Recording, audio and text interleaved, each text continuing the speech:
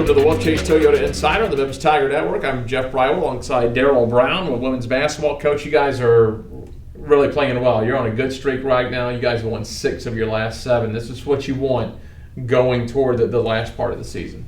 Absolutely.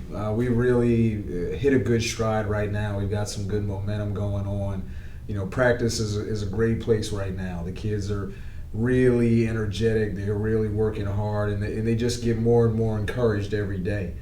So we're, as a staff and as the players, we're also, just feeling good about things as they stand right now. We're just looking forward to keep getting better. Couple of big road wins for you last week. You went down to Orlando and beat UCF. That's the second time you guys played them. That's a young team. They're going to develop here the next 2 or 3 years, and they got 5 or 6 freshmen on the team. And for the second time this year, you're able to kind of get out on them fairly early, and that's important because you don't want to get a young team confidence throughout a game. Absolutely, and we knew, going into that, we did a good job when it was here at home, and going down to their place, they would be waiting on us, and so we didn't want to, have any kind of slow start, any kind of hiccups or anything like that, and we came out pretty strong and played a solid game throughout and got the job done. You turned around, a fairly quick turnaround to go down to East Carolina on Saturday, a late afternoon game, and this was kind of a scary game going into it because we had not seen East Carolina yet this year, and you're going to play them 2 times in 2 weeks here. But you come out with an overtime win at East Carolina. Their record is obviously not indicative of how good of a team they can be. Itiana Taylor, Jada Payne, they've got 2 of the best players in the league on that team. They really do, and to go to East Carolina, that environment, it's a tough place. And that's a tough team. And we knew that going in, but like you said, there was some unknown there because we hadn't played them yet. So you can see some things on video, but when you're standing in front of it, that's a whole different thing. And we felt we really had to be very prepared and had to be ready to play a tough game and a very challenging opponent. And we were very glad to get out of there with the win. Pretty tough environment. That's the biggest crowd I've seen since I've done games here. When we played over at East Carolina, they had 2,500 or so, and that's an arena that you can pack them in around the court, and that's exactly what they did. And they got on top of you pretty good early on that game, and you could see the sense of urgency during the timeouts in your huddle. Absolutely. They came out strong. They were at home and they were flying up and down the court. And when we got into that huddle, Coach McFerrin, I think, did a great job of talking to the players and getting them to realize that, they got to get it going. This is a special day, a special opponent. In this environment, there's not a second to be wasted. So we realized we had to pick it up, and the players responded. Another great play to end regulation, much like when we beat USF with Brianna Wright's bucket to send it to overtime. You guys are going to the free throw line. You missed the front end of a 2-shot bonus. The second one goes off to the left.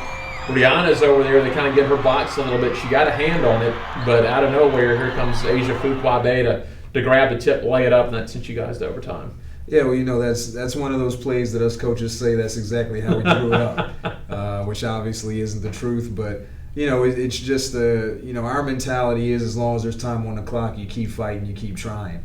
And so that ball was up there and it was loose, and like you said, Brianna got a couple fingertips on it, and then Asia swooped in there and got the bucket that we needed. So got it into overtime, and then we were able to finish it off from there. So, our thing is we're just going to keep on working as long as there's a second on the clock. And it looked like with under a minute to go in overtime, you guys had a 2-possession lead. You thought, all right, maybe finally we've got this game in hand. Then all of a sudden, the ball makes some funny bounces, and East Carolina's got the ball with a chance to win with, I believe, around 14 or 15 seconds. And you guys made a couple of really big defensive stops. Yeah, that's exactly right. It's it's never over.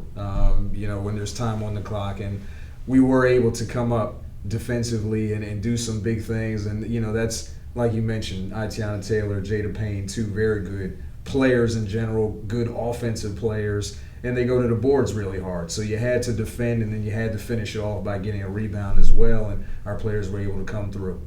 Not many games left now. It's a stretch run, and you're going to have a challenging week this week. Fortunately, you have one of those games at home. You'll face Temple later this week on Thursday. That's a team that got you pretty good to open up conference play, and I know that the team's probably hungry to get another shot at Temple. Absolutely. It's a challenge, and that's what we like. They definitely did get us well up in Philadelphia, and it's my hometown, and it bothers me a little bit, sticks in my craw a little bit. So we're looking forward to the challenge. Temple is a good team, clearly. and they're coming down here. They want to keep on doing what they've been doing, but it's our job to get this win, and we're looking forward to that challenge. Probably other than the UConn, Temple and Memphis, probably the two hottest teams in the league right now. As I mentioned, we've won 6 of our last 7. And you look at what Temple's done the last month to 6 weeks. They're in second place. They've gotten big road wins at Tulane. They've beaten USF. Played a pretty tight game with UConn last week. This is a team that's thinking if they play well down the stretch, they may be in position for an NCAA at large. That's right. It's exactly right. And we have kind of like our sights in the same area. And so I think this is a good battle of two teams that are basically moving in the same direction. And the scheduling gods have made it so that it's time for us to collide and see what happens. And we'll find out on Thursday. Then Sunday, you're going to head down to Tampa. You're going to face USF. Got a big win over them, and that kind of got things rolling for you guys earlier this year. Yeah, that was a really good win. It was a great game for our fans, for our team to get that done. And then obviously we're going to go down to Florida, and USF is going to be waiting for us. And so again, there's a challenge for us, and we like challenges, so we want to go get some sunshine, and we also want to go get a win. Sounds good. Coach, as always, we appreciate it. Thank you. Darryl Brown with women's basketball. I'm Jeff Brightwell for the Wolfchase Toyota Insider on the Memphis Tiger Network.